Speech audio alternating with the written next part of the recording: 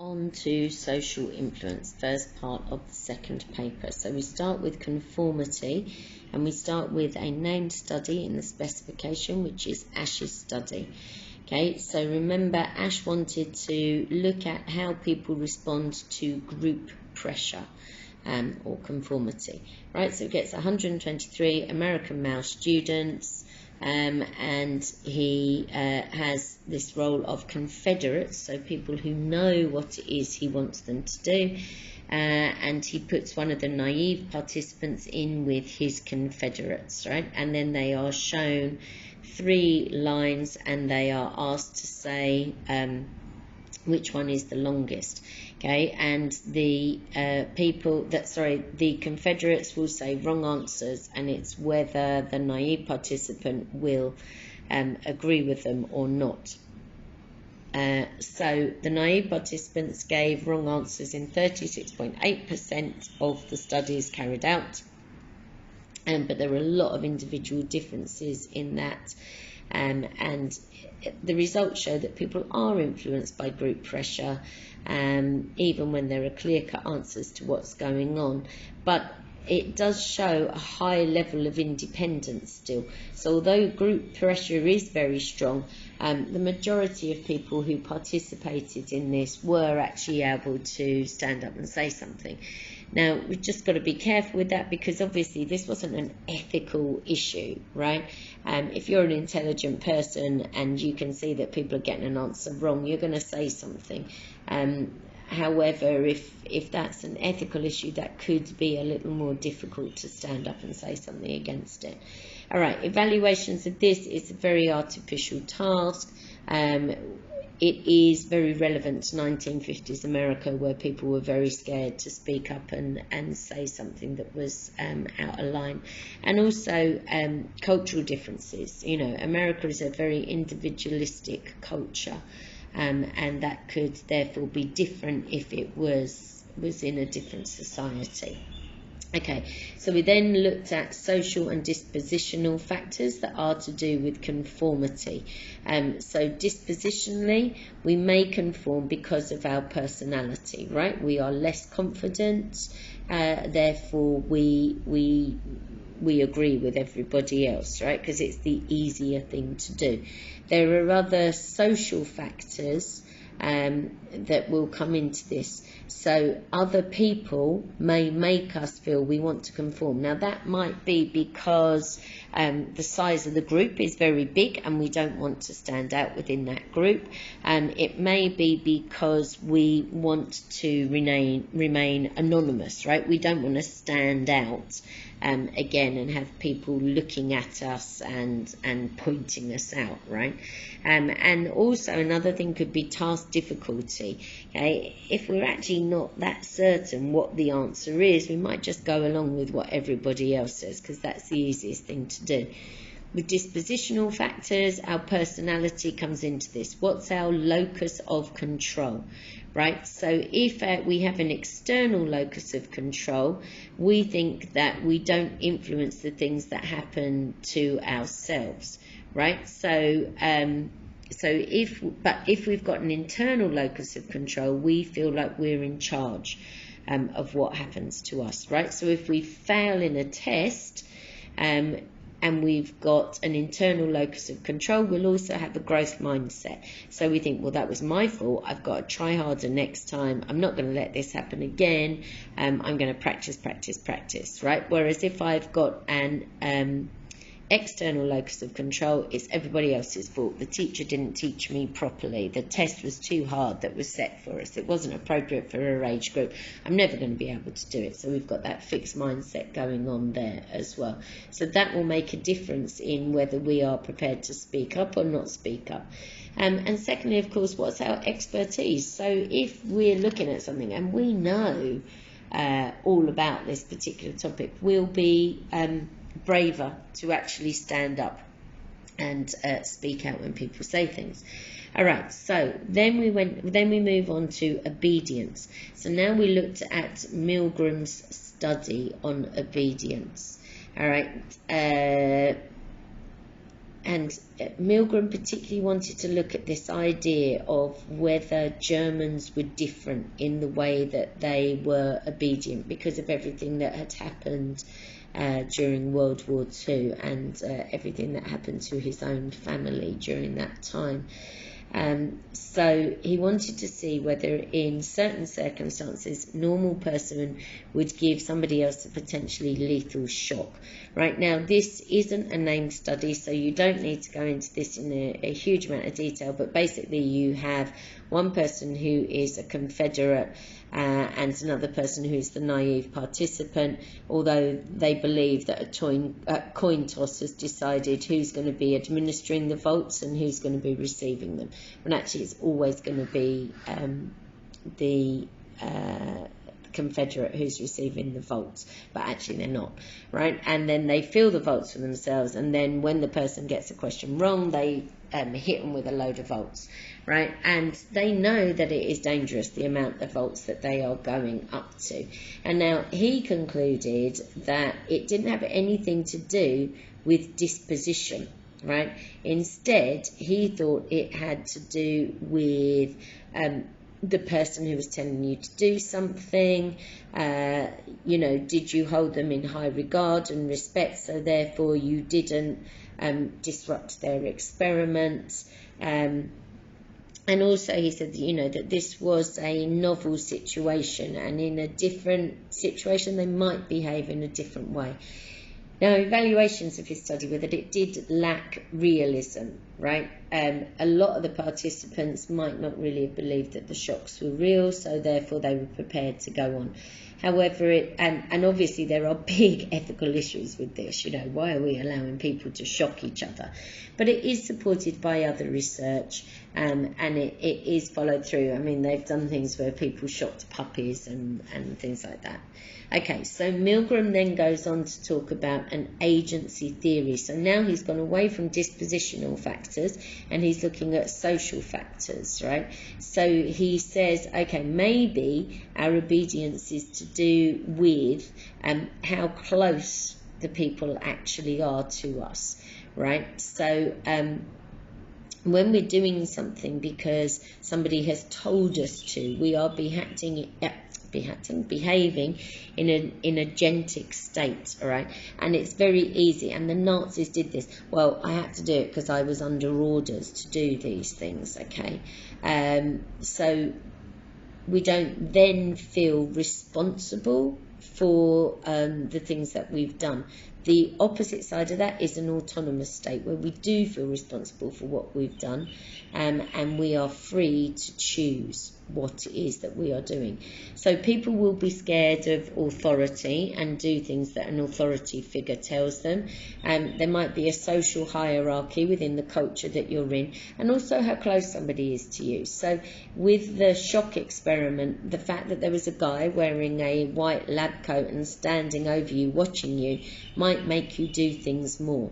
Right, so evaluations of the agency theory are that there's lots of other research to support it. However, the explanation isn't actually very clear why there wasn't 100% obedience if this agency theory is true. And then, of course, another weakness is that people will just blindly follow destructive orders, right? So he needed to look more into that idea. So then Adorno does this by looking at obedience and dispositional factors, and he looks specifically at this idea of an authoritarian personality. So there are some people who have a really exaggerated respect for authority, therefore they're going to obey orders, and they will look down on other people who don't obey the orders of that person, right? So this has to do with the way that we think about things. We might be quite simplistic in the way that we do this, but we can also have a rigid cognitive style. So we're taught this is the way you do it, and you're never going to change your mind from that. Okay, a lot of that can originate in childhood if you have very domineering parents then you will always look for an authority figure in your life. And also this concept of scapegoating. Well, it's not my fault, somebody else told me to do it. So Adorno's theory can be criticised because it has a lack of support, right? There was a flawed questionnaire that was used to set this up in the first stage. Then he used correlated results, which doesn't necessarily give us specific data, just a generalisation. And also it's actually both social and dispositional, and he said he was only looking at dispositional factors. All right, then we go on to Bolivians' subway study. Okay, this is a named study, so you do need to make sure that you are aware of everything about this. Okay, so this is looking at things like pro-social behaviour, so how do we do things that promote the welfare of others, and also the idea of bystander behaviour, right? So do we do things differently because of other people around us? So do we help somebody because we're worried what other people around us will think, or do we not help people because we think somebody else will do that and we don't need to do it ourselves? So Bolivian looked at this idea that previously bystander behaviour had only been looked at in a laboratory setting. So he wanted to investigate it in a natural setting. So what he did was he took 4 student researchers, they went on the New York City subway, and they did 103 trials altogether. So they would have a victim. And they would stand on there for about 70 seconds, and then they would collapse, and they'd remain on the floor until help was forthcoming, right? So in 38 of those trials, they smelled of alcohol and carried a bottle of alcohol with them, and in 65 they appeared to be sober and carried a black cane, so they looked like they were disabled. They were always well dressed and behaved in the same way, right?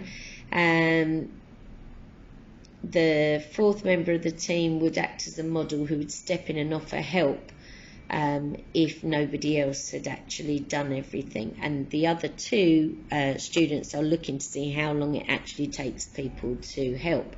So the results were that disabled people were helped at some point on 95% of the trials, whereas the person who appeared to be drunk was only helped on 50% of the trials. People would help more quickly for the disabled person than they would for the other person.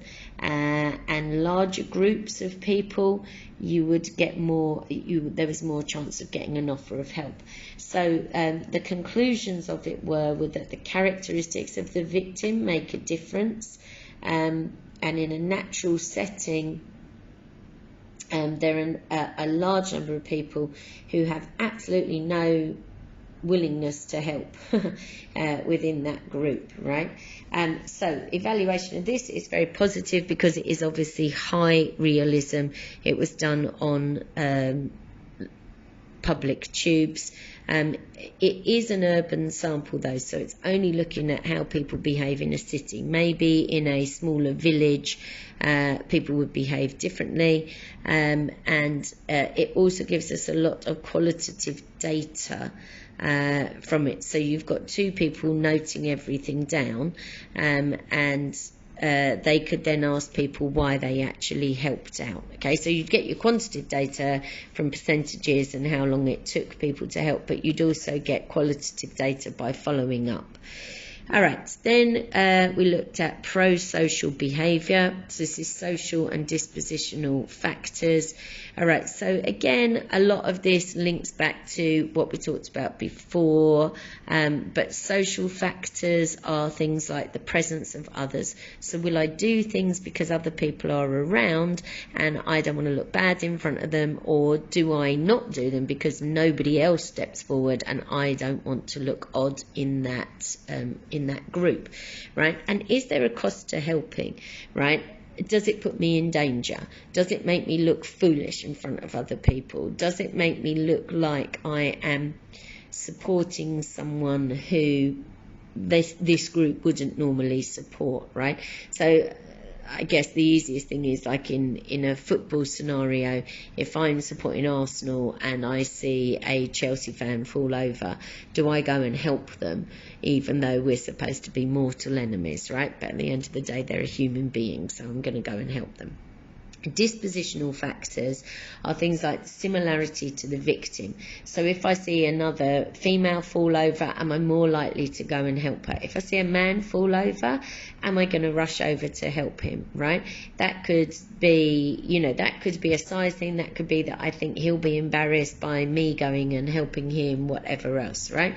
And then obviously expertise. So if I see somebody who's in a first aid scenario that needs help, I will go over there and help because I have a first aid qualification, right? You don't really want somebody coming over who doesn't actually know what they're doing. All right, so then we went on to crowds and collective behaviour. So this is the idea of Deindividuation, right? So now, will we start behaving in a different way because we are in a group?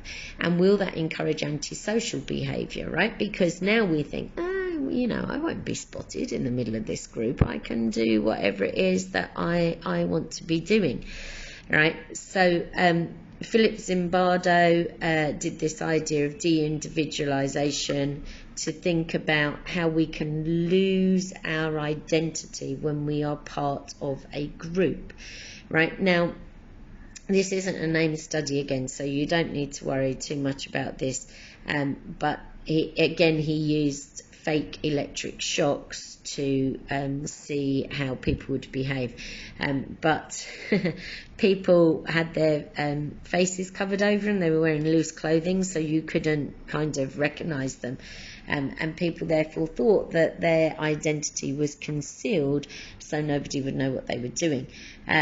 So with this, then, the people in the de-individuated group, God, these words, were more likely to press a button and deliver a shock, right? Because they thought that people wouldn't know who they were. So anonymity increases the likelihood of people behaving in an antisocial way. All right. A negative to this, of course, is that de-individuation doesn't always lead to antisocial behaviour. However, it has got a real-world application, and when you're in a crowd, collective behaviour can be positive as well as negative, right? So we shouldn't always just assume that it's going to be a negative thing. So there's then a case study on crowds and collective behaviour. This is Riker's study. Again, this isn't a named study, so you don't need to worry too much, but it is looking at the ideas of how people in a crowd seem to have a unifying aim, and they will then decide if they're going to behave in a disorderly way or whether they are going to follow the rules, right? So Riker did this by doing a study of a riot when there was one that took place in Bristol. Okay, so he summarised what had happened. He looked at the triggers. He looked at the information that was there. Okay, and the conclusion that he drew was that all damage was limited to the main target, which was the police, and any other damage was unintentional. Right, so he concluded that groups' behaviour was very clearly rule-driven. Okay, they went for predictable targets. They didn't just run riot doing whatever they wanted to do because they'd lost all sense of what was morally right and wrong within society. Okay, so this is supported by research. There are some issues with the methodology because the data was very subjective and very secondary rather than being primary, but it does have a real world application. All right, the last bit on this is looking at social and dispositional factors again. So on social factors, there is this idea of social loafing, right? So that idea of if we're singing in a choir, we don't necessarily have to sing along very loudly because you're assumed that everybody else will, so we just take it easy and we let the rest of the crowd do the hard work. And also then, what is culturally right? So if we're from an individualistic culture in a crowd, we might not do the same thing as everybody else. But if we are from a culture where everybody looks out for each other far more, the chances are you are far more to conform to the behaviour of the group. In dispositional factors, again, we're looking at your personality. This all kind of does the same thing. And also looking at your levels of morality.